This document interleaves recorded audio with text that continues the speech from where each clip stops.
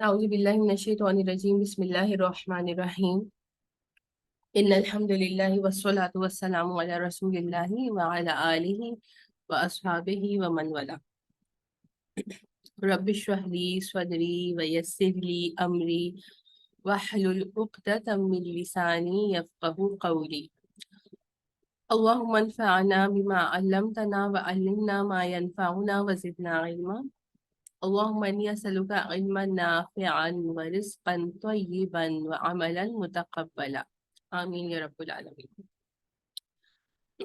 سب سے پہلے جو ہے وہ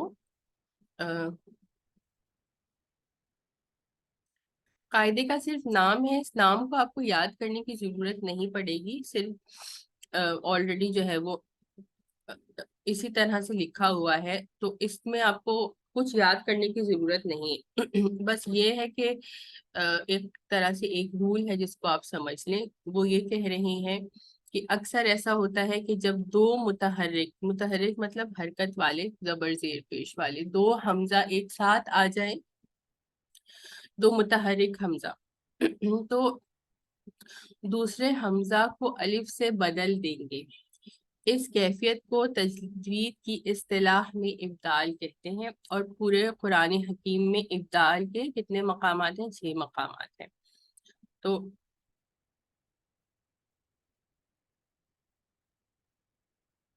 پہلا ہے سورۃ الانعام کی آیہ نمبر 144 اور 145، ان دو مقامات پر جو ہے وہ اب اس کو کیسے پڑھیں گے؟ یہاں پر حمزہ کے اوپر کھڑا زبر ہے، اس کے بعد متحرک کیا ہے؟ زال ہے، اور زال کے اوپر کیا ہے؟ تشدید ہے۔ اسی رول کو اپلائی کرتے ہوئے پڑھیں گے کہ اس کو ہم اچھا اس مد کا نام بتائیے۔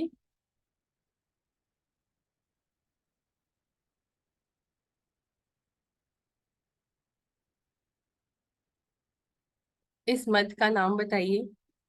مد متصل۔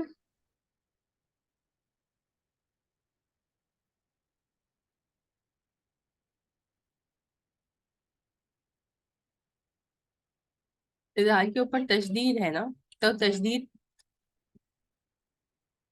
مد لازم۔ مد مد لازم، لازم۔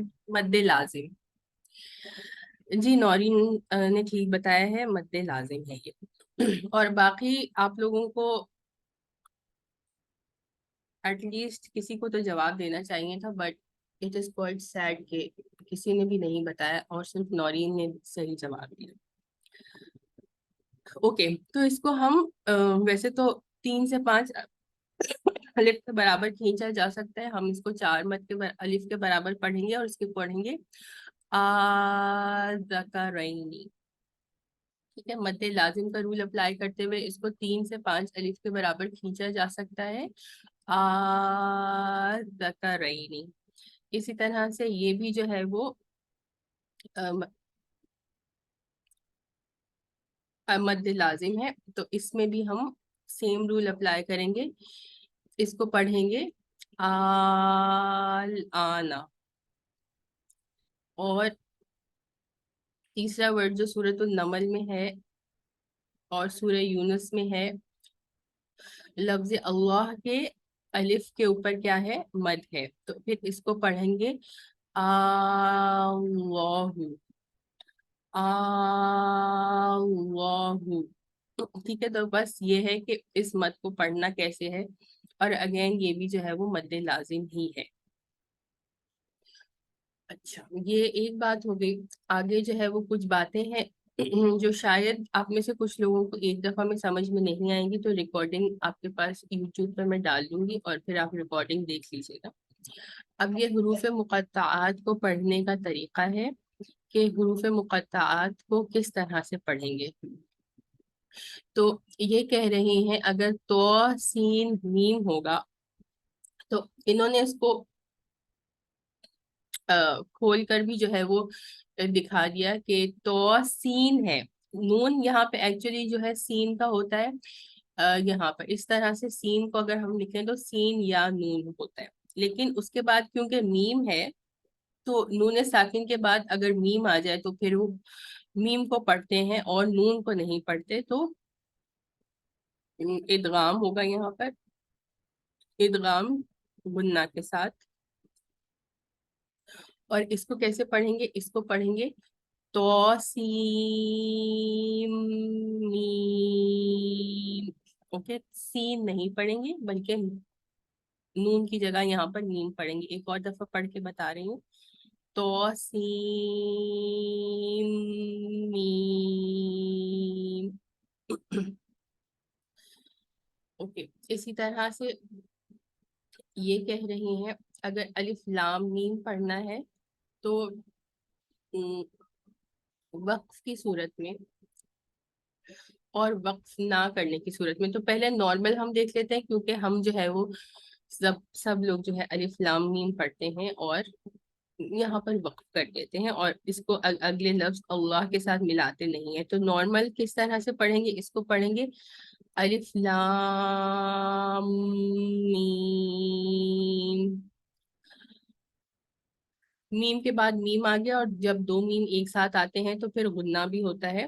تو الف لام میم، یہ نارمل ہم نے پڑھا.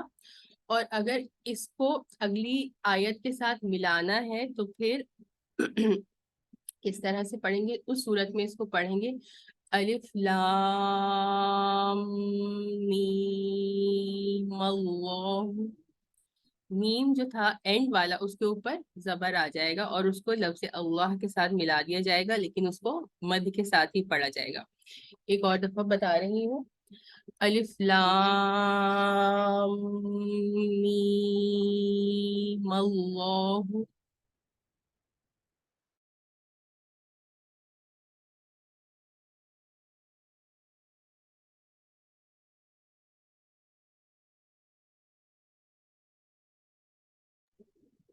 اچھا، تو یہ جو ہے حروف مقطعات کی دو ایگزامپلس ہو گئی. آگے پوائنٹ نمبر 3 یہ ہے کہ کچھ ورڈز ایسے ہوتے ہیں جو ایکسیپشنل ورڈز ہیں. ان ورڈز میں کیا ہوگا کہ ہم جو ادغام کا رول اپلائی کرتے ہیں وہ ادغام کا رول اپلائی نہیں کریں گے. جیسے یہاں پر ورڈ کیا ہے؟ دنیا. نون ساکن کے بعد یا آ رہا ہے تو ہمیں ادغام بغنہ کرنا چاہیے تھا، لیکن ان تمام اس میں یہ ہوگا کہ سب پہ اب اگر ہم رول کے حساب سے دیکھتے تو ادغام بغنہ ہونا چاہیے تھا. لیکن اس کو ایکسیپشنلی ہمیں یاد رکھنا ہے کہ یہاں پر ہم ادغام نہیں کریں گے. تو یہ کون سے ورڈ ہے؟ پہلا ورڈ ہے دنیا. سو دنیا کو نون اظہار کے ساتھ پڑھا جیسے اردو میں پڑھتے ہیں اسی طرح سے دنیا. قنوان، نون کو اظہار کے ساتھ پڑھیں گے، ادغام نہیں کریں گے. قنوان. اسی طرح سے شنوان، یہاں پر بھی نون پر اظہار کیا شنوان. اور آخری ورڈ ہے بنیان. تو یہ 4 ورڈز ہیں جن پر رول اپلائی ہونا چاہیے تھا ادغام کا مگر ہوگا نہیں. ایکسیپشنل ورڈز ہیں اور اس کو ہم اظہار کے ساتھ پڑھیں گے دنیا، سنوان، سوری قنوان، پھر سنوان اور آخری ہے بنیان.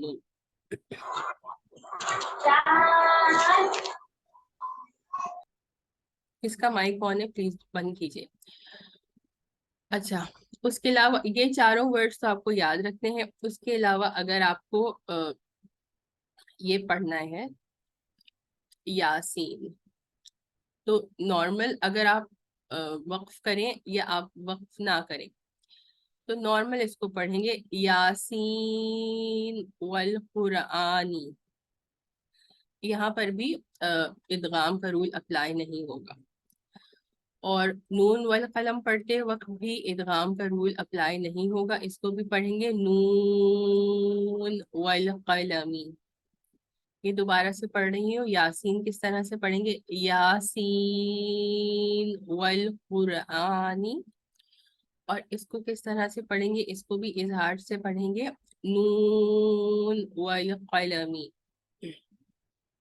اچھا، یہ والا رول آلریڈی ہم کر چکے ہیں کہ یہاں پر کیونکہ یہاں پر سکتہ کرنا ہے اور سکتہ میں ہمیں سلائڈ پاز لینا ہے تو ظاہری بات ہے نون کے بعد اگر رو آ رہا ہے تو پھر ویسے تو ادغام ہونا چاہیے تھا بغیر غنہ کے، لیکن اس کو کیونکہ سلائڈ پاز ہے تو یہاں پر نہیں کریں گے. من کو الگ پڑھیں گے، چھوٹا پاز لیں گے اور پھر راک پڑھیں گے.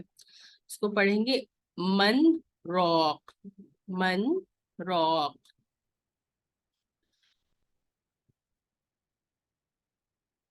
ٹھیک ہے. تو یہ .3 میں جو ہے وہ ورڈز ایسے ہیں کہ جہاں پر یرملون کا قاعدہ ہو رہا تھا اور ادغام کرنا چاہیے تھا، لیکن یہ ایکسیپشنل کیس ہے اور یہاں پر ادغام کا رول اپلائی نہیں ہوگا. یہاں پر ہمیں اظہار سے پڑھنا. نمبر 5 بھی اسی طرح. اچھا، نمبر 5 میں بھی کیونکہ سکتہ آ رہا ہے تو اس کو پڑھیں گے ادغام کیے بغیر، الگ سے پڑھیں گے. کلا کو الگ پڑھیں گے، چھوٹا پاز لیں گے اور اس کے بعد پھر رونا پڑھیں گے. اس کو پڑھنے کا طریقہ ہے کلا بل رونا. ٹھیک ہے، کلا بل رونا علی قلوبہم ما کانوا یعملون. یہ آیت اس طرح سے پوری ہے، مگر بات یہ دیکھنی ہے کہ یہاں پر ایک چھوٹا پاز سکتہ کرنا ہے. اشمام پڑھنے کا طریقہ میں بغیر ویڈیو کے آپ کو سمجھا نہیں سکتی ہوں. یہ میں آپ کو ایک چھوٹی سی ویڈیو اس پر بھیج دوں گی. ویڈیو آپ جب دیکھیں گے تو پھر آپ کو پتہ چلے گا کہ تأمنا جب اس نون کو پڑھتے ہیں، زبر کو پڑھتے ہیں، تو اس زبر کو پڑھتے ہوئے صرف ہونٹوں کو گولائی میں لانا ہے.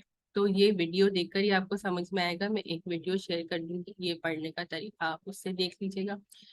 اب نمبر 6 ہے. اس میں کہہ رہے ہیں جب دو حمزہ ہوں اور دونوں حمزہ متحرک ہو تو اس کو تسہیل سے پڑھا جائے گا، یعنی جھٹکا کہیں پر بھی نہیں دیا جائے گا، آرام سے اس کو پڑھا جائے گا.